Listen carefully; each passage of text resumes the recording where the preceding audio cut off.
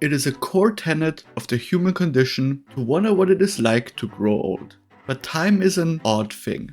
One might think years and days are a standardized way of measuring time, with every single person experiencing it in the same way. But that couldn't be further from the truth. While you're living through it, time seems to move so slowly, yet when you're looking back at your year, it seems to have gone by so quickly. A teenager will think of a year as a much longer period of time than an old person might. But thinking about it, that just makes sense. A year is a much longer portion of a young person's life than an old person's life. Frieren takes this concept and cranks it up to the max. Long-lived species are a common trope in fantasy anime, but the passage of time is an aspect of them that is very rarely, if ever, explored. Sure, it becomes a topic here and there in cases where they will outlive their spouses or kids, but outside of that, elves, for example, who often live hundreds, if not thousands of years, act as if they treated the passage of time the same as a human who would only live a fraction of that time. But that is not the case in Frieren. Every action she takes, every relationship she forms, is influenced by that very fact. Whereas her human and even dwarven companions view 10 years as a considerable part of their lives, Frieren just thinks of it as a blip in her very long life. If I were to choose the one aspect of Frieren which makes it unique and sets it apart from all the other fantasy anime, it would be that. Her immensely different sense of the passage of time makes for a protagonist who sets herself apart from many others simply through her outlook on life. When the show first released, I was cautiously optimistic. I had heard great things about the manga, but the premise itself didn't exactly hook me. I was gonna watch it, of course, with so many people gushing about it, but I would reserve my judgment for when I'd already watched a few episodes. But that didn't last long. The show had me in its grip before the credits of episode 1 had even rolled, and as evidenced by its now 2-year-long reign as a top-ranked anime on my anime list, I was not alone in feeling that way. But that begs the question, what caused Frieren to have such a visceral reaction with its viewers? How did it manage to appeal to such a large audience while not having to rely on the hype moments and jaw-dropping sakuga to keep the viewers engaged? Today, I strive to find the answer to that exact question. If you enjoy this type of video and want to see more, do consider leaving a like and subscribing, as it really helps out the channel. To really understand why Frieren works as well as it does, we, as all good stories do, have to start at the very beginning. But while all good stories start at the beginning, some phenomenal ones don't. Because rather than showing us how the hero's party formed, how it grew together, or even just how it defeated the Demon King, Frieren shows us none of that. Instead, we join when the story seems to have already been concluded. The Demon Lord has already been defeated, the heroes get rewarded for their bravery, and a huge festival in their honor is being hosted. And that's it. The heroes exchange some pleasantries, but in the end, decide to part ways. Their 10-year-long journey had left a deep impact on most of the members of the party. On all of them, in fact, except for one. Frieren herself is confused by how her friends talk about their journey. After all, it had only been 10 years. And what is 10 years when compared to the thousands of years she had already lived and the thousands more she's yet to experience?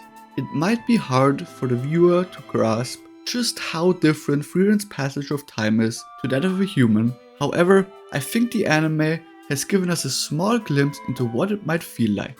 After the 4 heroes part ways, we see a short montage and suddenly 50 years have passed. What others would view as half their lifetime, Frieren just sees as a short little while, similar to how we might perceive the passage of a few minutes or hours. It is a bit hard to wrap your head around how truly different her view on the passage of time is, but the show does a pretty damn good job at conveying it. And then we get hit with what is the single most important and emotional scene in the entire series, one that gets me teared up even just thinking about it. Himmel has died, not because he fought a monster or sacrificed himself for someone else. He had simply grown old. No one can prevent the passage of time. Not the strongest warrior, nor the most blessed priest, not even the most gifted mage. At the funeral, Frieren seemed to show no emotions, but after it had concluded, she realized something. She never really got to know Himmel. Despite knowing that those 10 years were a long time for him, she treated it like she would any other short 10-year time span.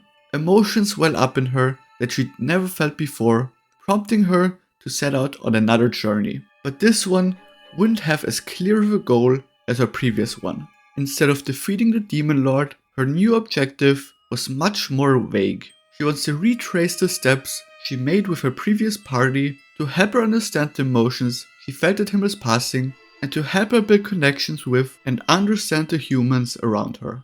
In case you hadn't noticed, the show borrows a lot of loanwords from the German language. Be it the character names or the place names, basically everything is given a German name. Now, this is not a new or innovative thing. Anime have long had a fascination with Germanic things, with fantasy anime in particular, often using the German language to make something sound cool or otherworldly.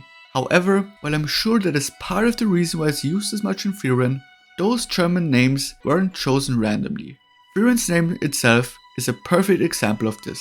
It roughly translates to being cold or freezing, which perfectly matches Frieren as she's often called cold and emotionless by others, and it takes her a long time to warm up to the people around her. And yet, even though she's often perceived as emotionless, she wants to understand the emotions the passing of Himmel had filled her with. And her name takes on an even further meaning when we consider that the fact that one of her closest friends and her mentor for many years was called Flamme, which, as you might have guessed, can be translated to flame. But that's not the only seemingly conflicting personality trait Frieren possesses. In fact, those are what make her so interesting.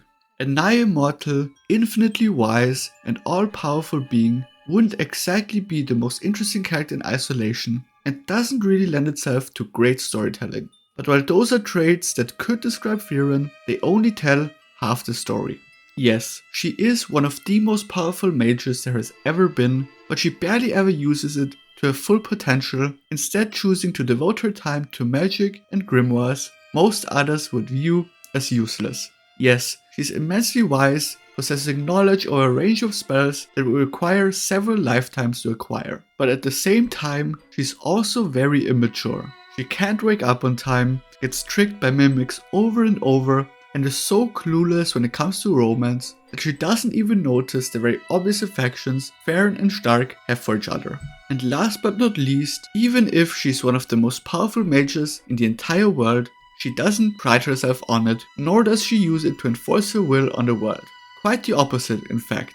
She almost shies away from being praised for accomplishments and only uses the bare necessities of fighting prowess magic has to offer. She isn't interested in flashy spells to destroy her opponents as much as possible. A simple offensive and defensive spell are enough for her, with the rest of her time and effort being spent on discovering and using mundane spells that offer little to no benefit in real life. All that combined is why I think Frieren works so well as a protagonist.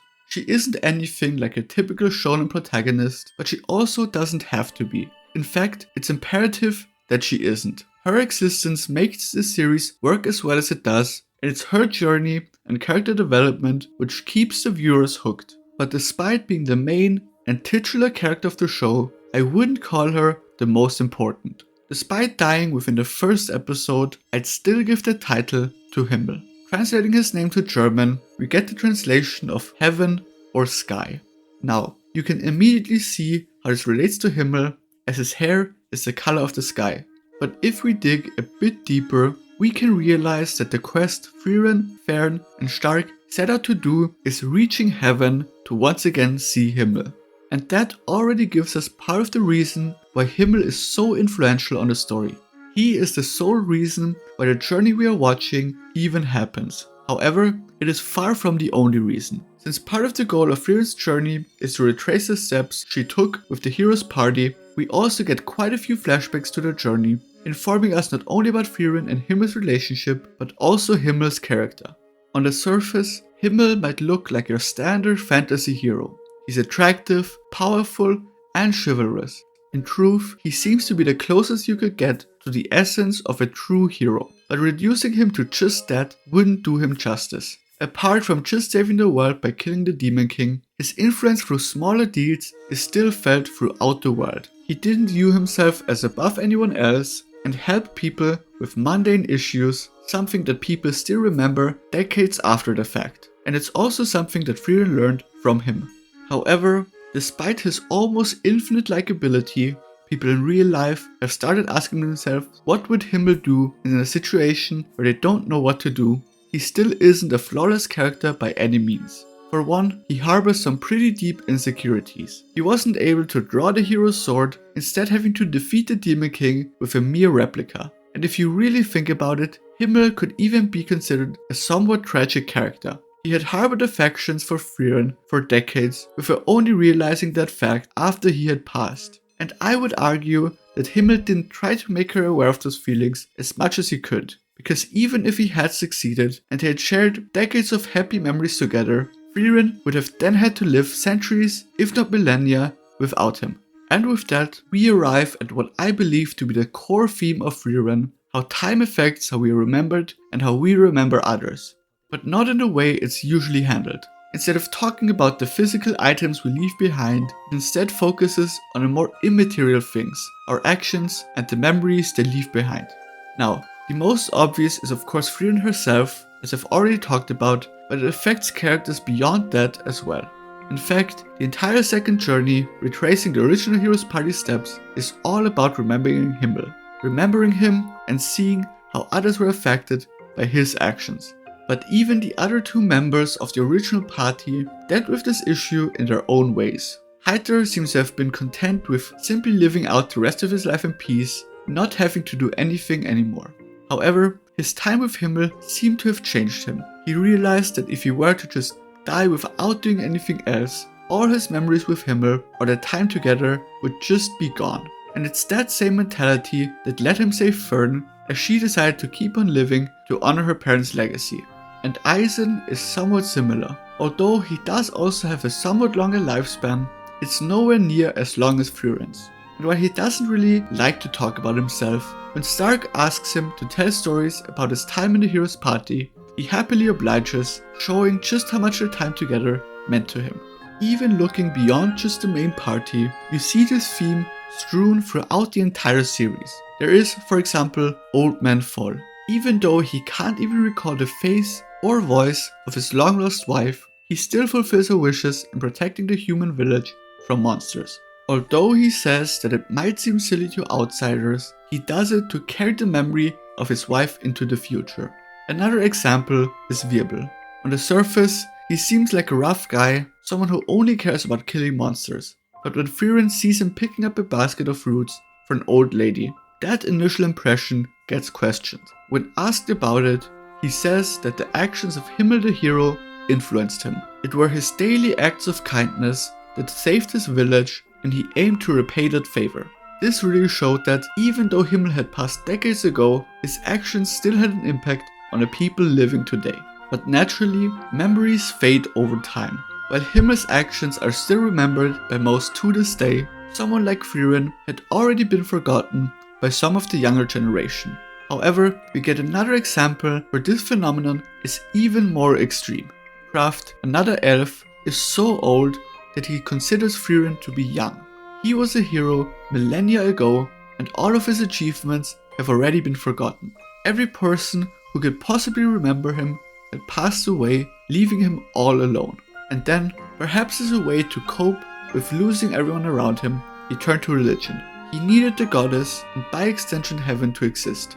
Otherwise, if he would end up being forgotten by everyone, what was even the point of living? While most of the analysis so far has focused on the past, there's a very important factor to this equation. While Frieren has learned to appreciate the meaning of the passing of time through re-evaluating her time with Himmel, it's Fern who truly makes it click for her. Watching her grow up in what must have felt like a blink of an eye truly let it sink in how frail human life is and how quickly it can end. Fern herself is actually a very interesting character. Her name can roughly be translated to distant, which makes sense considering her personality. She's initially very closed off, not wanting to open up to the people around her. After the passing of her parents and the people in her village, it is natural for her to be emotionally distant, as she's likely suffering from some sort of PTSD. While Heiter did save her, those two living together wasn't going to be a long-term solution. And that's where Frieren comes in. She gets tricked into taking her on as an apprentice, and after Heiter's passing, they start going on this journey together. Naturally, Frieren is a very important figure in Fern's life, a sort of stabilizer, another person who knew and remembers Heiter. However, the opposite is very true as well. Fern is the reminder in Frieren's life that time is moving and that she cannot and should not waste years of her life just dawdling around. But even beyond that, Fern slowly becomes indispensable to Frieren, even acting as a sort of caretaker at points, waking her up and clothing her in the mornings. Last but not least, I don't think this video would be complete if I didn't at least briefly mention Stark. His character arc is very different from all the other main characters, but I nonetheless think he's very interesting. His name translates to strong, which does apply to his physical strength. However, he isn't able to fulfill all of his potential right from the beginning. Similar to Fern, he also has a very tragic backstory. The abuse he suffered at the hands of his father led to him having a very warped perception of himself. He thinks he's weak and blames himself for the death of his family. Even when praised by the people in the village for driving away the dragon, he can't accept those compliments, as his low self-esteem prevents him from seeing how strong he really is. It was almost as if his time had frozen. He had already lived in this village for 3 years when Frieren and Fern visited his village, and had they not freed him from his shackles, who knows how long he'd stayed there and if he'd ever left. Frieren especially played a huge role in Stark finally overcoming his own insecurities, and that's because she'd been in a very similar situation before. After her village got slaughtered, she spent decades not doing anything at all. It was only when Himmel met her that she was finally released from her shackles, and she had done the exact same thing for Stark, finally letting him leave his trauma in the past. Frieren, in my opinion, is one of the greatest anime not only of the decade but all time. Its themes and settings are accessible to all people, and if I were to choose one anime to show to someone who had never watched one before, this would be right at the top of that list. As someone who is caught up to the manga, I'm extremely excited for season 2 and anything beyond and what it has in store for us. If you like me and are so impatient that you can barely await new Frieren content, I can only recommend you to read the manga. At the beginning of the video, I said it's human to wonder what it's like to grow old. And Frieren masterfully shows what that's like. Not by showing us what it's like to live at an old age, instead showing us what we leave behind when the world moves on without us. And despite featuring beings with all kinds of different lifespans, with humans, dwarves or elves, one thing stays the same across all of them. We just want to be remembered. Thanks for watching.